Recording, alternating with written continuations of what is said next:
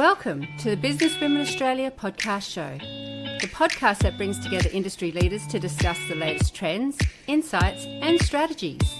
So sit back and relax, let's get inspired by the amazing women who are shaping the future of professional women in Australia. Don't forget to like and subscribe. Welcome to the Business Women Australia podcast show. I'm Lyn Hawkins, the National Director and Founder of Business Women Australia, and I'm delighted to have the wonderful Tracy Cooper, change specialist and an awesome human and lovely friend in our studio today as we stream live across Facebook, YouTube, LinkedIn. And for those of you who catch a little bit of this and want to listen to it in your own time, we're also on iTunes, we're on Spotify, and you'll find our podcast show and all our past recordings of our podcasts and our webinars on the Business Women Australia website. So an important topic, and particularly in today's fast evolving business landscape, change is inevitable. But how leaders manage change really makes all the difference. And Tracy really does highlight the importance of the strategies that you can put in place to really look after the challenges and grasp the opportunities that come with leading transformation with purpose-driven organisations. And look, a lot of what she shares is around that self-awareness and the people side of change. So you're in for a real treat. We're going to delve into practical insights that change managers, that CEOs, general managers, business managers, managing directors and boards can all benefit from hearing.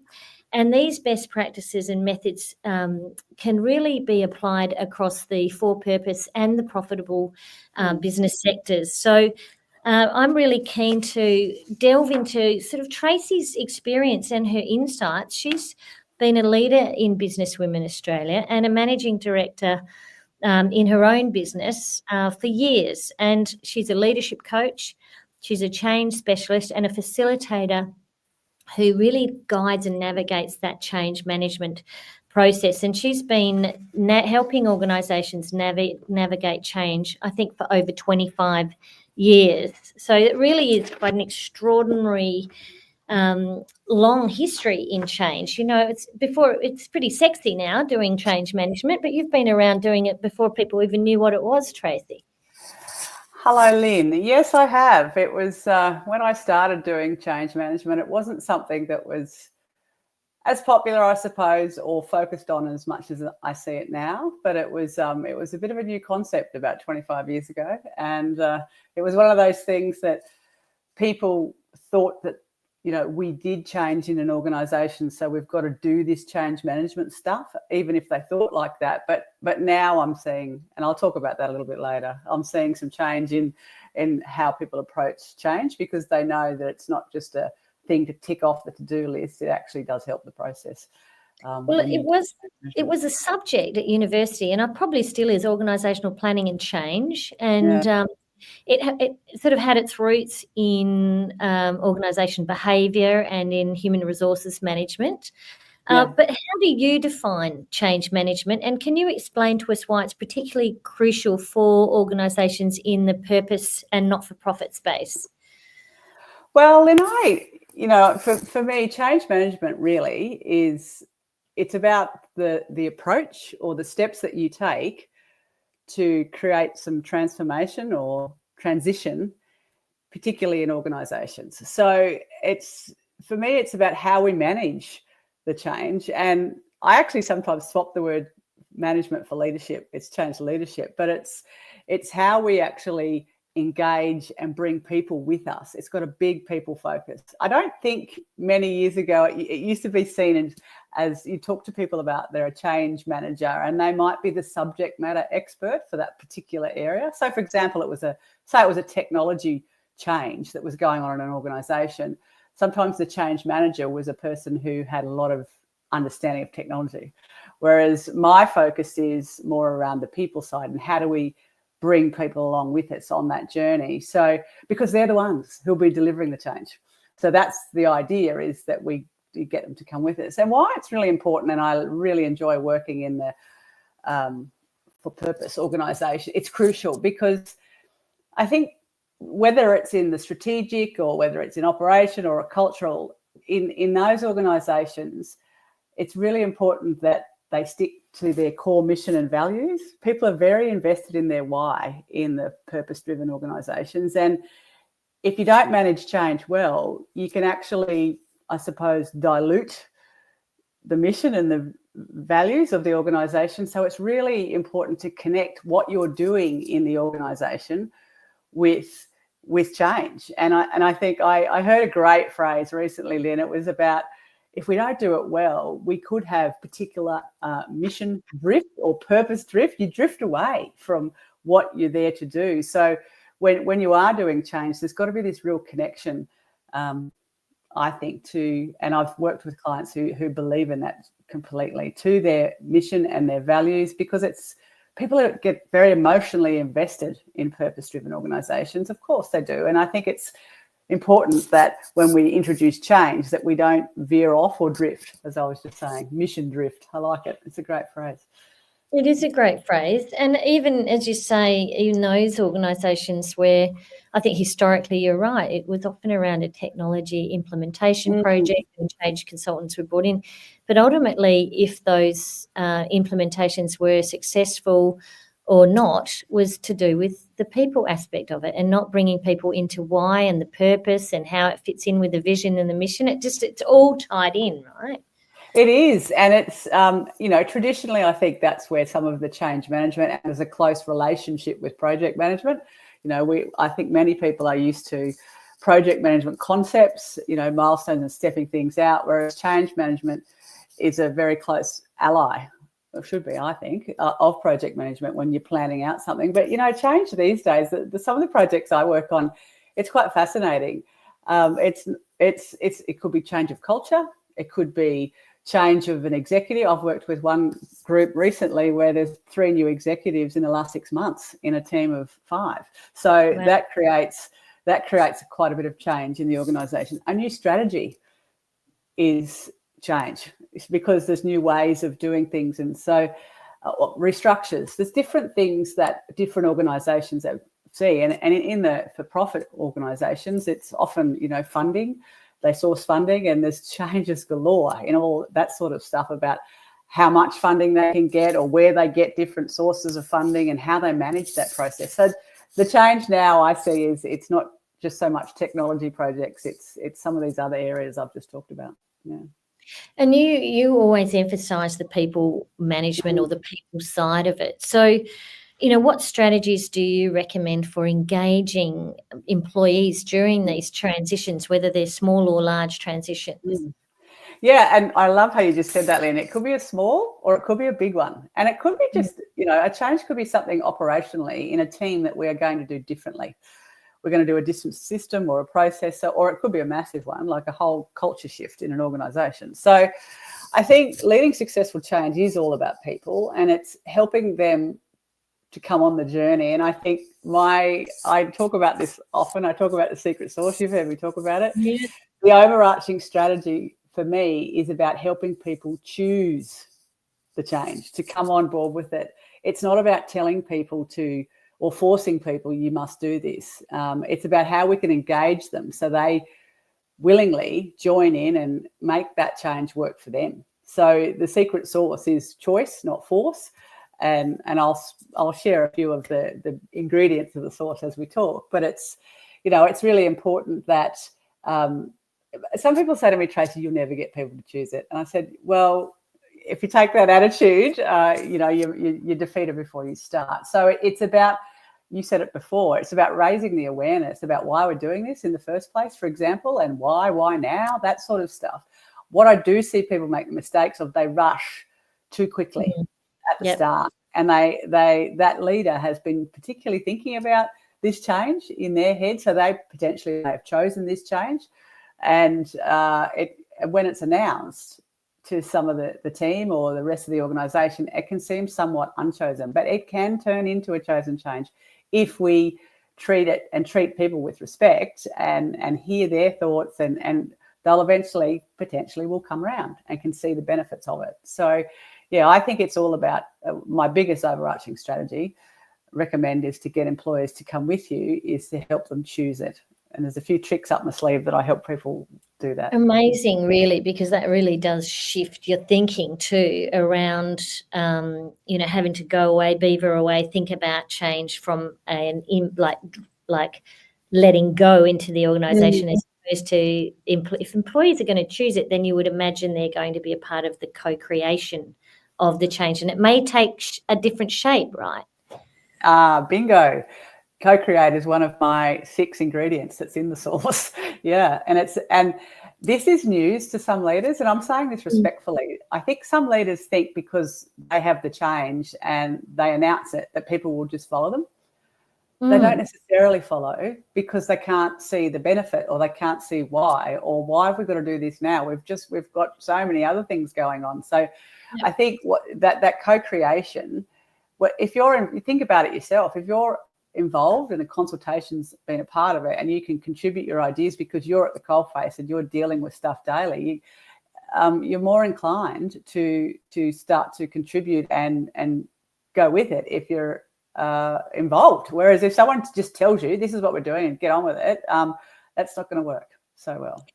I'd imagine too that takes a little bit of pressure off leaders and of managers not having to have all the answers too. That it's that belief that something could be better if it's designed with greater involvement, and it can take a lot of that pressure off in terms of having to the answers. It's easier because it's, there is pressure on leaders. And I was coaching a leader the other day, and I was working with her, and I sensed, and then I just asked her the question. I said, do you feel you have to have all the answers for this? She said, well, yeah, I suppose I do. I said, do you?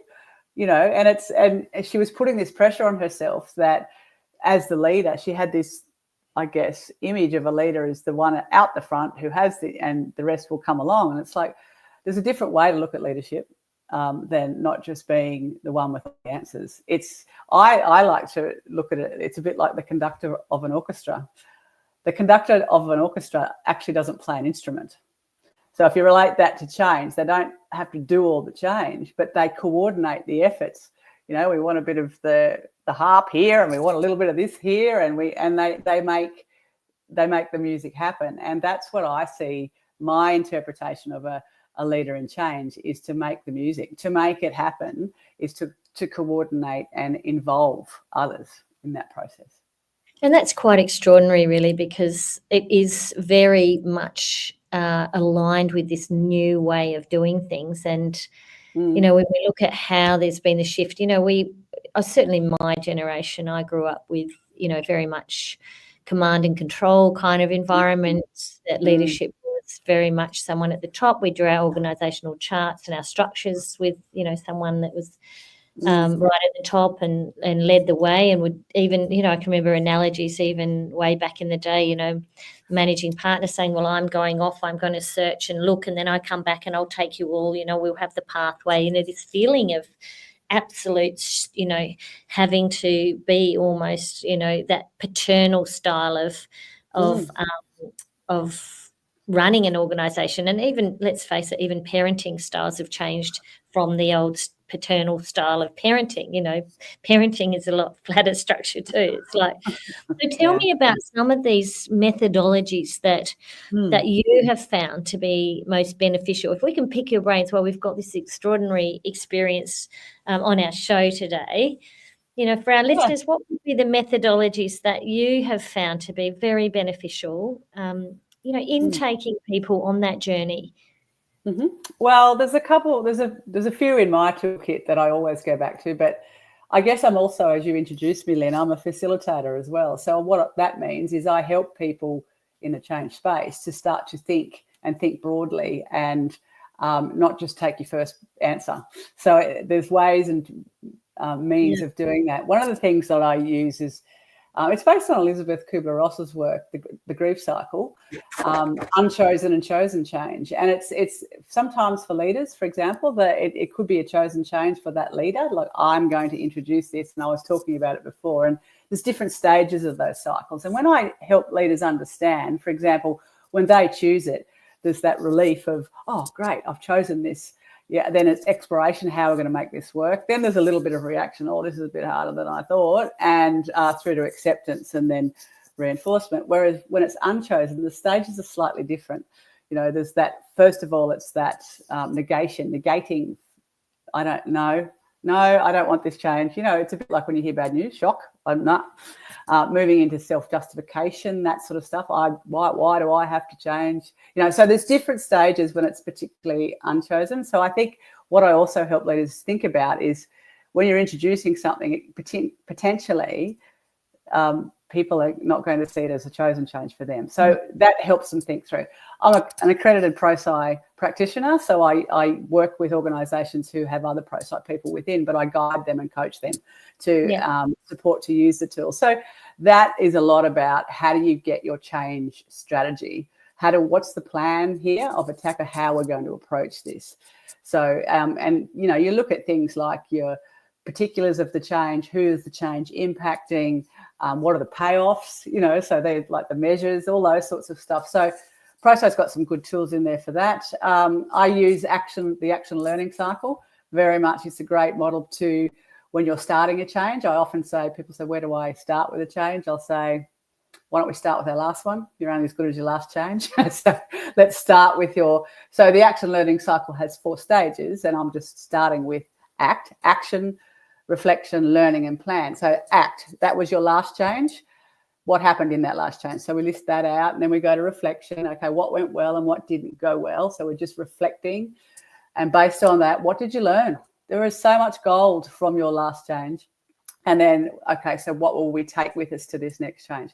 But I also use that model throughout the change journey with people. So it's like that regular half time or quarter time stop. And because as the change unfolds, there's gold and wisdom in the experiences that you've been having. So that's a good one I use. There's other decision-making tools that I use. Like I use Edward de Bono's 6 Thinking Hats, one of my favorites. Like let's have a look at the facts of the situation. Let's look at the caution, the black hat. Let's look at the positives. So sometimes we may only just have a particular hat on. Let's look at the opportunities. Let's look at how we're feeling. So I help teams actually think through all the colours, and they go, I actually hadn't thought of that. So before we race in, so a lot of these tools I've shared with you, Lyn, they all help us to slow us down a little bit, but it's also about not diving into action. It's about thinking creatively and innovatively, particularly when you're working together as teams. So they're just some of the ones that I utilise. What that highlights to me is the absolute value of having an independent facilitator. And I see so many organisations that just sort of maybe choose someone internally and don't have that outside facilitator that's not involved in the content, that's actually looking at the process and looking and guiding them through these processes of, planning and reflection and implementation and planning and review and tweaking and, that continuous cycle of change. And without an external facilitator, someone like you coming to the organisation, it's fraught with danger. Spot on. I was only working with a group last Thursday morning in person. We did a group coaching session, and they're a bunch of middle leaders working on some initiatives in an organisation that I've worked with for a while now. But they were saying the same thing. I don't have to understand, as a facilitator, I don't have to understand the detail of all their specifics of their stuff. I'm not a content specialist in some of their projects. What I'm doing is making sure we've got the recipe right, and we're stepping to here, and we're leaving with action, all that sort of stuff. And they actually said, which was really, it was really powerful at the end of the session. They said, we always come in here and we're muddled and we're all over the place, but after we work with you, we feel better. I said, why do you feel better? And they said, because we've got some structure into our thinking, and we've got to some outcomes, and we've got some action steps that we now need to take. And I said, when we come together, we're all over the place. And so they're positive. And I've tried to encourage them. I said, some of these tools, guys, start using them. They go, oh, yeah, we sort of use them when we're with you. But so that's part of my thing. I like to empower people to take on these tools and use them without me. Well, I'll walk away. But, I think it's that fresh eyes as well. I can ask the questions, which might seem like a silly question, but they'll go, that's a good question. And none of us are asking. So.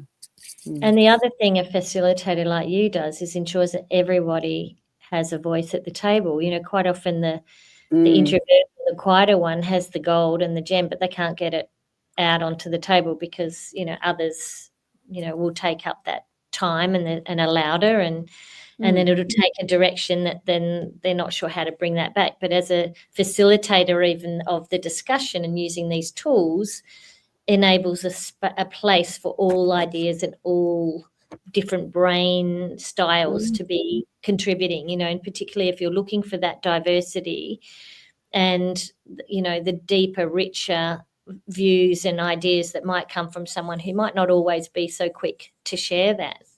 Yeah.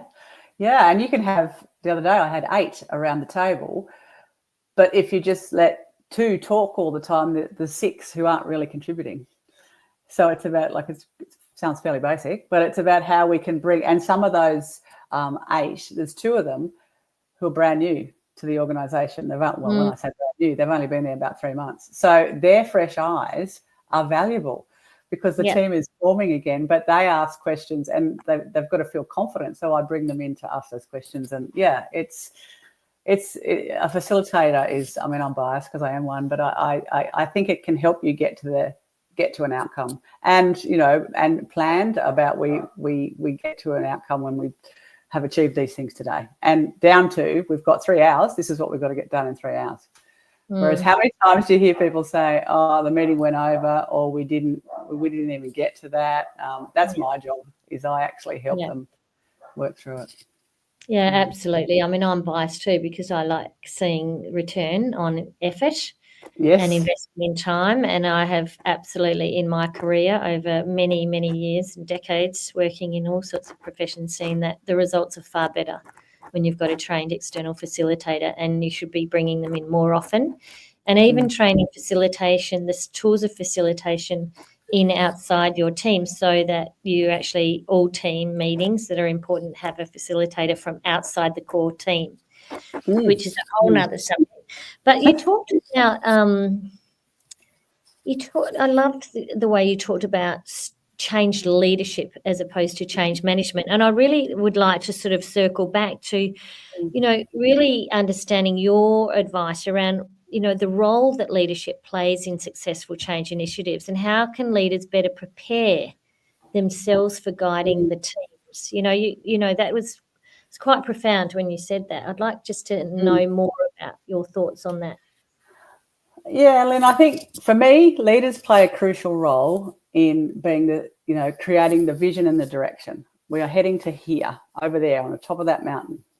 Now, how we get there, there's going to be various ways. The leader doesn't have to make up, in my mind, all that decision. That's where we talked before about co-creation and involvement, but they are the central driver of it. And I have a phrase I've used for years, you can't have presence as a leader if you're not present.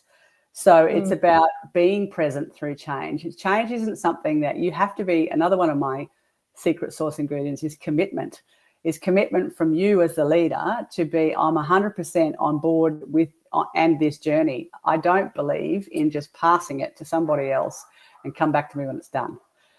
People need leadership, and I've got a famous quote I use often, and it comes from Grey's Anatomy, actually, the TV show, but it's about being a leader that's worth being believed in. And it's like I sometimes go into organisations and leaders aren't present, and it's obvious, and people feel very down, and they feel directionless because they feel like they've had the ball thrown at them and they're dropping the ball, but they don't really know what they're supposed to be doing with the ball. So, people still need coordination, and that's what I see leadership is. Change leadership is about I said it before, about being the orchestra, the conductor of the orchestra. And I think that's really key, is to see yourself as the person who can bring the synergy and utilize the team, because teamwork is not, I tell you, just follow. To me, teamwork is we collectively, I've played a fair bit of sport in my time, and collectively we get that ball into that net, or collectively we get that baton around the 100-metre track, or whatever, 400 metres. It's not just, to me, leaders need to be present, and sometimes they're not. And that's where I see it falls down. So, and I think the other thing is leaders is not to be in a hurry. not to be in a hurry. I know they feel like they've got KPIs to deliver on things too, but just taking, it's a marathon, not a sprint. And it's being able to pace yourself so you can keep people with you, but also manage your own energy levels. But leaders really need, in my mind, to be the central driver and to be there, not just pass it and say, get this done. Yeah, I've seen very often, leaders tucking themselves away and, mapping out strategies and ideas or what have you, throwing change out the door for the teams to manage and then tucking themselves away again. And it's just, it's just so it's disjointed and they're not there. Even as a cheer squad, encouraging everyone to keep learning and keep trialing and experimenting with this in view. Like it fascinates me, that sort of, and especially the bigger organisations where that can happen. But what are some of the challenges that organisations face? I mean, you've been doing this for 25 years. Are there certain themes of this sort of common challenges that come up, and how would you overcome them? Well, the first one that often comes up, Lyn, is where do I start? That's what people say to me. I've lied awake at night thinking, this is complex, this is messy. Particularly if it's a big one, it doesn't have to be a big change, but where do I start this process? And that's how I help people. I say, well, let's come back. And I act somewhat as I'm a coach, but I guide them. I'm a bit like one of those travel guides. So I stand beside them. I don't do the change for them. There are change managers who get contracts who go into organisations and they do. I don't do that. I stand and with the leader and I say, take your first step. This is what we need to do first. So I have the recipe of what we do. So that was one of the first challenges I see. One of the biggest I see is particularly if it's an organisational wide change, the leadership team is not aligned around the change. So there's bickering and rift. And of course, you always want diversity in thinking, but it's so obvious to the rest of the organisation when the leadership team aren't. I was working on a project a couple of years ago helping the CEO, and there was 5 in the exec team and 2 of them were adamant against it. And I just said, we've got to sort this out before we go any further. We've got to actually get some clarity around, this cohesion, which is another one of my C's, the cohesion of the exec team. Another one I see is, and I feel for middle leaders, the challenge is my middle leaders aren't stepping up. They need to do this. They need to make this happen. And I'm thinking, what are you doing to help them? Have you given them tools for their kit? Do you give them your time? Do they understand why? Because those middle leaders are the ones who've got to go out onto the floor, so to speak, and they've got to do the changing. And often the executives aren't. And it's about they are your greatest ally in change.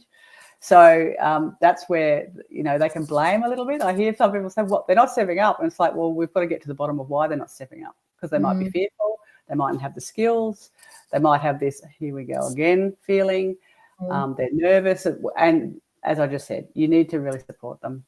Another one I see is a really poor change legacy in the organisation. So we failed last time that change happened in this organisation, whether it was that leader who led it or not. It might have been a previous leader, but it's, as soon as you mention the word change, it's got like a bad smell about it. People like, oh no. It's it's important how do we get past a change legacy? The one way you do get past it is acknowledge it. Let's get it out in the open. Let's talk about what went wrong. Use that action learning cycle. What went well, what didn't go well, and what did we learn? But change legacy has a real impact. So there's some of the ones I see. The other one I do see is often leaders are brought in, senior leaders are brought in, and they're new in the role. And they've been brought in because the board or the organisation wants change. So they have to make it happen. So it's like the pressure's on and it's probably connected to that first one. Where do I start? They're probably dealing with a bit of change legacy maybe from the past. So yeah, it's often those early days when, the first 3 months when people get into a role that I talk to them and they go, I need some help. Yeah. Do you see very often where someone has been brought in to implement change that they're a little bit too quick off the mark without doing discovery and really observing and building the trust internally before they start? Yeah, spot on, Lyn. I'm a big fan of don't change anything.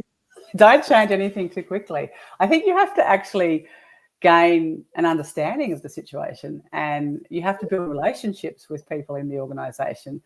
And, you know, I often see it, people do the eye roll. Oh no, here they go, here they are. They're just going to start changing things.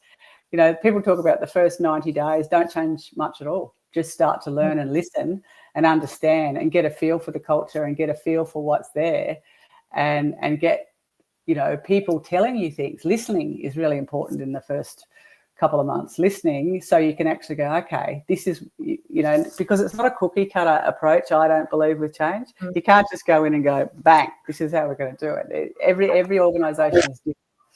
So, yeah, no, rushing too quickly with change is not good.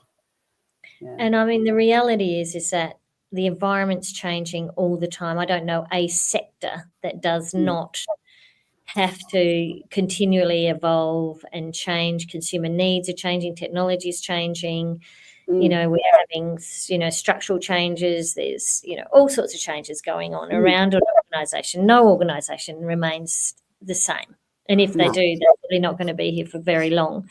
So, I mean, what that really does require is for great resilience to be inside an organisation, to be able to have that kind of culture and the systems and the processes that can survive those changes. You know, how can organisations, for those of our listeners that are on today, you know, how can they build that resilience to adapt to continuous change? Yeah, I think that it's the adaptability, and how do we help our people to be adaptable. And I think invest in and equip your middle leaders. I think because, as I said before, they're often the ones doing the grunt work. They're dealing with the rest of the organisation. It's giving them the opportunity. I'd also say learning from your last changes is important, and demonstrating that you are. Yep, we really didn't do that well, and being vulnerable. We need to change something there with how we did that. I think being transparent with your communication, I think, is really important as well, to build that resilience, and people will start to trust you more, I think, as leaders, because you're being open and transparent. And I think you just said it, Lyn, systems and processes. I think that's important to help with resilience, because you know, when you get a knock, resilience is about how do I bounce back. If we've got some structure and we've got some recipes or ways to do this, this will help us. But my greatest would be invest in and equip your middle leaders to help to build their ability to do this, so you don't have to do it all as the senior leader. Yeah. And what kind of metrics would you use, or indicators do you use to really measure the success of a change initiative? What have you found to be?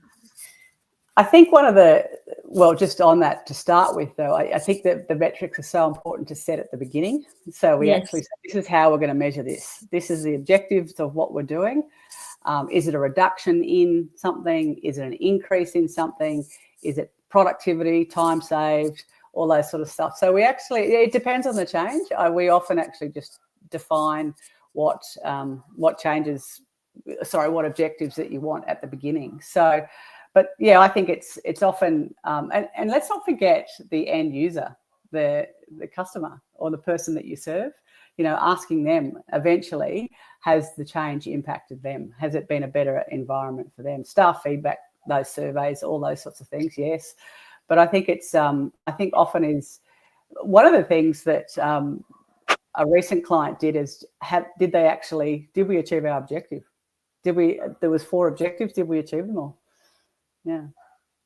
It is extraordinary how many organisations will embark on change and maybe not necessarily think about the wider metrics as well. If you're just focusing on one metric, is that change going to then create a domino effect on other aspects of the organisation that could result in, you know, okay, meeting this metric here, but creating a problem somewhere else in the process.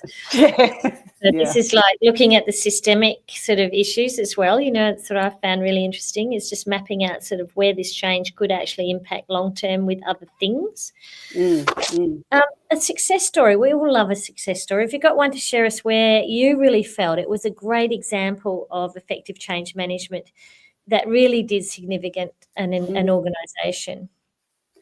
Yeah, this was a purpose-driven organisation, and they're very closely connected to, and I really enjoy working with them because it comes up often, their purpose and their mission about what they're about, and they say, hang on, how does that match with what we're here to do daily? So they're very driven by their mission and values. So the change that I could share with that one is a new strategy, and I think I've touched on it a little bit before, a new strategy, because and with that came, or has come, new initiatives and projects, which all have, not all of them, but some of them have represented change. So there's changes in the amount of funding they're receiving, which is a positive thing. So they're actually getting quite a lot of opportunity for funding. So it's a positive change. Changes in the needs of the people that they're serving. So different organisations, for them, it was about our people that we serve have got increased needs. And so some of the projects that they worked on, and changes in their exec. So there was all this change going on. And I think for what we did with them was, first of all, we started to build the relationships and align the exec team. That was really important. And involving, I've talked about it, the middle leaders. So they were looking after particular areas of the strategy, like keeping an eye on projects and so forth. So helping them understand, we did some sessions around, the awareness. One of the Prosci tools is ADKAR, awareness. Why now? Why are we changing? So once you get the awareness right, so people get the D of ADKAR to decide or desire the change. So a fair bit of work was put into that early piece, and it turned things, because people were a little bit fearful of this new strategy. It's like, oh, what does this all mean? But taking the time with those middle leaders, exec working with them, and I was facilitating the sessions, it was really it was rewarding to watch, because they actually started, you could see them turning and understanding what they were doing. And then a part of what I've been doing is group coach. I was referring to them before, actually, group coaching. So they're actually, it's exciting to pause and regularly go, hey, where are we at with these projects and initiatives? So that's an example. And some of it is actually that they're managing their funding in a very different way. Yeah.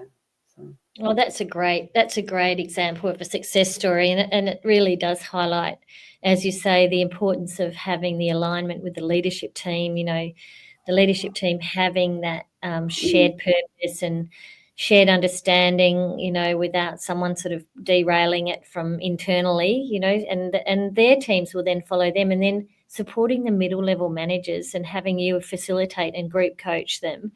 I mean, That sounds like an absolute a great benchmark, a very inspiring example of what can be done when it's done correctly. So what an incredible, it's been such a great and fast-paced podcast, and there's so many gems that you've shared with us, as always. And I love following you on LinkedIn. I just love all your secret sauce ingredients. I love the way that you're constantly reminding us about all the different elements of change that we can consider, and the importance of having someone to guide us and walk that journey with us, so that it's a great reminder for us to continue to improve and reflect and tweak so change becomes a part of our culture. And I think that those organisations going forward that change and embrace change are going to do really well. So what are the emerging trends that you're seeing? I mean, you've seen 25 years as a change specialist. We touched on that earlier on, how much has changed even inside the sector. And as a specialist in change, what do you see as being the future and the things that organisations can put in place to prepare to actually embrace, the best practices when it comes to change management and change leadership? Yeah, I think what I have noticed over the years is, I think I started out by saying this, Lyn, that people are realising that change management they're realising that change management is useful, and it makes a difference, and it's people focused, and it's not just something that you tick off a list. So I have noticed more people going, this is important, we need some change management within this. What I have noticed is it's becoming business as usual. Like, change it's constant, it's coming always. So I had a client say to me last week, I don't see it as we need to get to that change. There's change happening in our business as usual. It's part of what we do here. And I think that's a really good way to look at it. And I think the trend of focusing on change, but not trying to make it like it's this. It's probably linked to what I just said, but it's not this secondary thing. It's part of how we do things, and having that. I've said it a few times, but having the capability of your people within, because, sometimes when you get to a middle leadership level, you've got to that point because you might be a great engineer or a great accountant or so forth. You're a subject matter expert, but change leadership is a completely different skill set. So it's how we can actually embed and provide the opportunity for our middle leaders and some of the seniors to grow with change. But I also think it's about that co-creation with the secret sauce is helping people decide how we will do this. That is, I'm noticing that the people are a little bit more open to this now and saying, I, as a leader, don't have to do it all and tell everyone everything. It's actually now collectively we're coming up with it. And it's so lovely to work in organisations that realise that.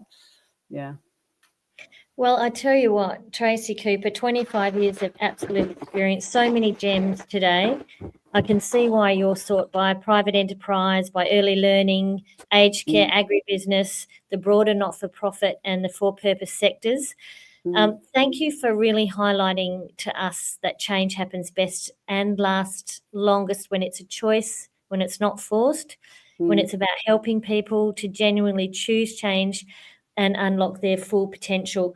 Look, it really is, it makes common sense, but so rarely commonly put in place like that to support those great opportunities. How can people find you, Tracy? I mean, I don't even know if you've got a website. I mean, it's by word of mouth generally that you're found and you get to choose great clients to work with. But where can we find you if we wanted to talk to you about our change going on in the organisation? And on that, I'm always really happy to just have conversations with people about their change. And that's part of, before I even start coaching people and working with them, is just tell me about your change. So people can find me. I am very active on LinkedIn. So my name, Tracy, doesn't have an E in it. So it's Tracy Cooper. Find me on LinkedIn. Or you can email me. It's just tracy@tracycooper.au. And that's the quickest way. I also have an Instagram page. It's Change Specialist, and I'm also on Facebook as Tracy Cooper Change Specialist. So I'm always really happy to have a chat with people and talk to them. So I'd love it if people reached out to me. Absolutely, and I absolutely encourage anyone to take Tracy up on that offer. Reach out to her. You'll also find her on the Business Women Australia directory. You'll find her in our show notes. If you click on there, you can get her email. Otherwise, reach out to me. So thank you so much for being on the show, Tracy. We'll get you back. You're one of our most popular podcast experts. So we will definitely have you back on the show. For those of you who are listening, let me know, what would you like to hear from Tracy Cooper? 25 years as a change specialist. Let's pick her brains. It's absolutely phenomenal to have the wisdom in the room, and so generous in sharing her knowledge and her expertise. For those of you who are not a member of Business Women Australia thinking about joining, we'd love you to join. It's a community of leaders and of those aspiring for leadership. We also view leadership as a bit of a mindset. So we would love to have you a part of our community. Head to our website for our calendar of events, subscribe to our e-news, reach out to me, lyn@businesswomenaustralia.com.au. And Tracy's one of our leaders in our community in Queensland. We just recently had a fabulous lunch and some events over the last few months over there. So if you've got an idea about getting involved, we'd love to see you either in person or online. And if you'd like to host an event, or if you want to partner or sponsor with BWA, we'd love to hear from you. So thank you so much, Tracy. Great to have you on the show. Thanks, Lyn. Thanks for your lovely questions. It was a lovely conversation. Thank you. It was so good. I always learn something when I speak to you. And thank you for our listeners. As I said, you can find and catch up on Spotify, on iTunes, on YouTube, on the Business Women Australia website, or wherever you listen to your favourite podcast show. Thanks, Lyn. You have been listening to the Business Women Australia podcast show. We hope you've enjoyed today's episode and gained some valuable insights to empower you on your journey. Don't forget to comment, like and subscribe to stay updated in our latest episodes. And if you're not already a member of Business Women Australia, what are you waiting for? Head to our website today and join so that you can connect with a thriving community of inspiring women across Australia. Thank you for tuning in, and we'll catch you in the next episode.